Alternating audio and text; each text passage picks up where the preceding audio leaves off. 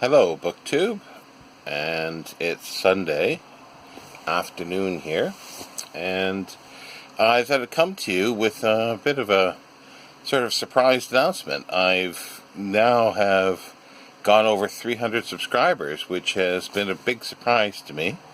I started the BookTube channel at the end of January, and I've had a lot of support, and I want to thank all the subscribers for subscribing, and I've enjoyed it so far. It's been a blast. I didn't expect it to take off like this, which I'm very pleased. And thank you everyone, and thank you for all the comments. And I did a Q&A for 200, which was, I think, a bit unusual, but I didn't do it for 100, and I won't do one for 300 here, but I will. I'll reserve that for 500. So I need a few more before we do another Q&A. However, instead of that, I thought I would do a bit of a shout out to 10 booktubers that I have found to be very, very helpful, and they've supported me from the beginning, as well as enjoyable to watch. If anybody has not seen any of these, I do suggest that they check them out. And there's no particular order really, other than the first one. It's just a young lad who's, is celebrating another big milestone of 7,000 subscribers, and that be the young lad of Steve Donoghue. He's late 20s. He's been 28 for a while though, so we're a little suspicious, but yeah, so 7,000. Congratulations, Steve. It's well deserved. If you don't know Steve's channel, he reads like crazy. He puts most normal humans to shame for the amount and the speed that he reads, and the retention that he's able to retain everything that he's read, and remembers the authors and books.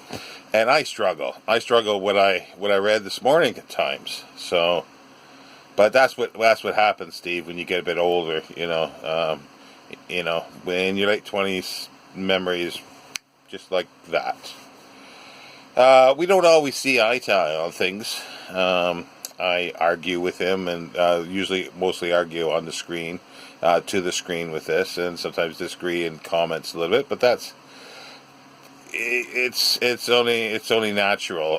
The one thing though, Steve, you do give me the vapors every time. You show a book with that you've reinforced and with tape. That just the blood drains for me, and I'm ready to faint. But anyway, congratulations, Steve, on 7,000. Another one is, well, we'll just go through. As I say, there's no particular order here. Todd at Todd's Bursting Bookcase. Just an amazing collection.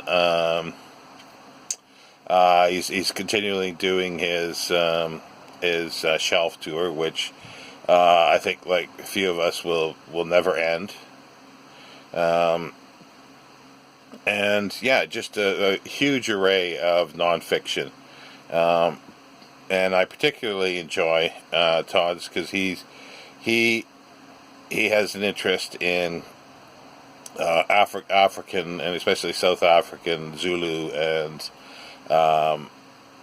biographies, and sort of wishes for big biographies of some of the larger leaders from South Africa in the past.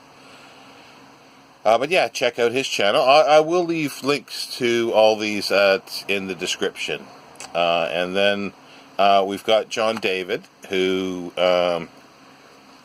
he's got a degree in physics, but yeah, don't hold that against him. He's really good at math. Yeah, don't hold that against him. And also philosophy. So he delves in, he reviews and speaks of books that I generally don't get to anymore.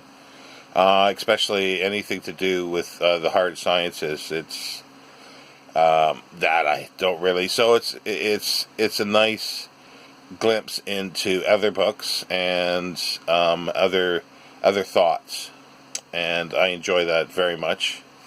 And we'll see. You might be able to pull me into some other philosophical texts, especially because that I haven't dealt with in decades. Then we got Peg at the history shelf.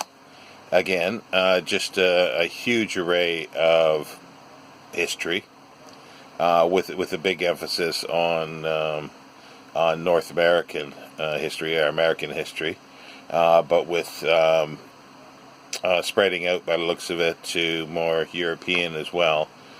And it's just a joy to see what she does have, and again sparking my interest back to North American history and other periods of history that I haven't dealt with in a long time, as well as it's interesting to see what her and her partner Martine are reading or watching. So we've had a few discussions regarding May Gray and so forth in the comments. So that's just great. Then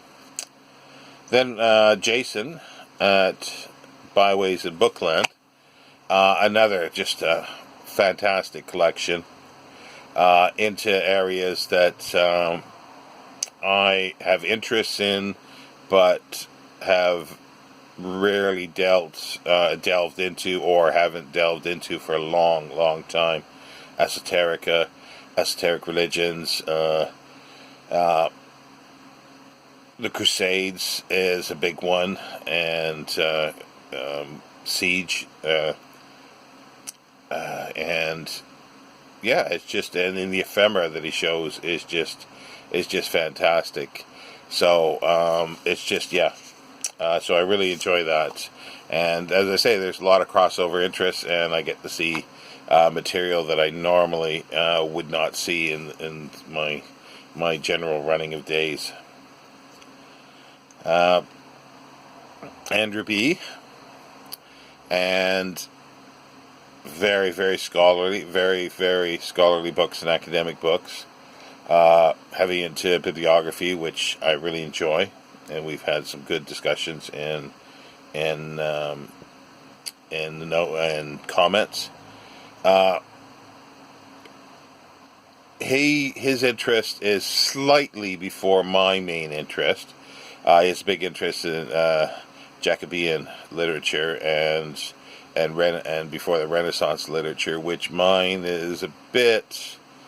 It encompasses that, but it's a bit later. But mine dips into that. So it's very good to see what there is out there, and I do appreciate a well-made book as well as I do. David Murphy, he's just done an interesting book haul, and with economic history and the history of economics. A huge interest in economics, but again, yeah, don't hold that against him. But yeah, so it's just and sort of the economic thought and historical context has always intrigued me, but I always found it a little difficult to dip into. But he makes it interesting. Definitely does. And hey, he likes Johnny Horton, so what else can I say? Then there's Mark Richardson at Richardson Reads. There's a lot of crossover of his interest and and his path up until sort of recently. He's currently a librarian, and just it looks like a fantastic little library.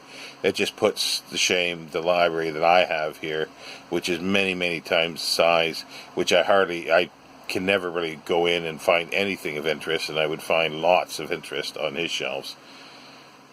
But yeah, it goes back, like he studied archaeology. I studied archaeology, different areas, but studied archaeology. We did field school.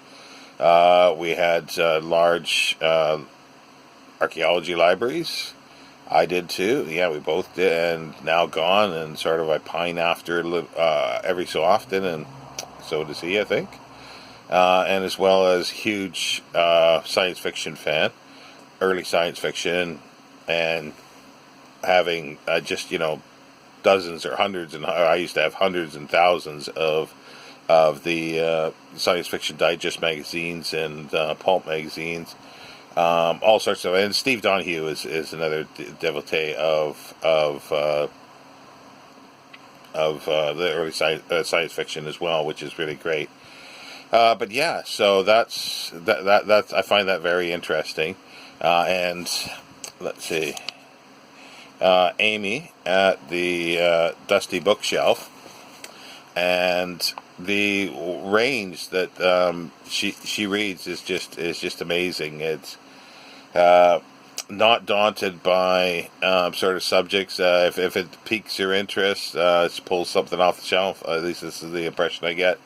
That if it piques her interest, she'll read it, and she does particularly like the older books, hence Dusty Bookshelf name, and she's a big fan of James Barrie and J.M. Barrie, and I sort of wrote Barrie off long time ago. Generally, mostly, based on Peter Pan, which I didn't care for, and I didn't even pursue anymore. Not even thinking, well, I never thought he was bad or anything like that. But now I'm interested in his works, and it's thanks to Amy and many other writers. She's sort of perked my interest back into Proust, which I hadn't had for quite a while, and I do want to complete reading his works, as well as other writers like Flaubert, and just a whole bunch of stuff. So it's like I'm seeing things differently now through her eyes, which is just fantastic. And last but not least was probably the first real sort of, or when I say real, what I mean is non-young adult booktuber that I saw, and is Jonny Keen. And it's just amazing the number of books and the wide range and quality of material he picks up at thrift shops. And well, the book sales, yeah, it's just amazing, and he has a vast collection in his lower level of used books, and also a huge theological collection, and it's really interesting to see the volumes that he has of early Puritan fathers, and like William Perkins and so forth. It's just and yeah, it's all things that I had been interested in to a certain extent at one time, and it's just fantastic to see these books, and to know that they're still being reprinted by some houses like Baker Books, Erdman's, and just a whole bunch of them. So that's basically it. So as I say, if it was just sort of a 10 booktubers. So if I've left you out, it doesn't mean that I don't watch you. I watch everyone. I try to keep up. I may be a bit late getting into some of the videos, but I do watch everyone, and as much as I can. As I say, but it's just these. A lot of these were ones that were early on, because I'd only been watching BookTube myself for about, I guess it's 3 years now, just maybe over 3 years, and but I gave up for a vast part of that time, because all I saw was young adult, and I just couldn't stand watching somebody jump around and scream on the screen, and act like a 2-year-old when they're in their 30s. It was a little difficult. So Steve Donoghue, I give that as a red that he's going to do, but it's because the quality of and the number of books that he deals with, that I give him a pass for that. So anyway, so again, thank you everyone. Thank you all BookTubers out there that's been supporting me, and I hope we just support each other. And I enjoy the comments, so keep them coming. And roll on 500 so we can have another Q&A. Have a good Sunday and enjoy the reading, BookTube. Bye.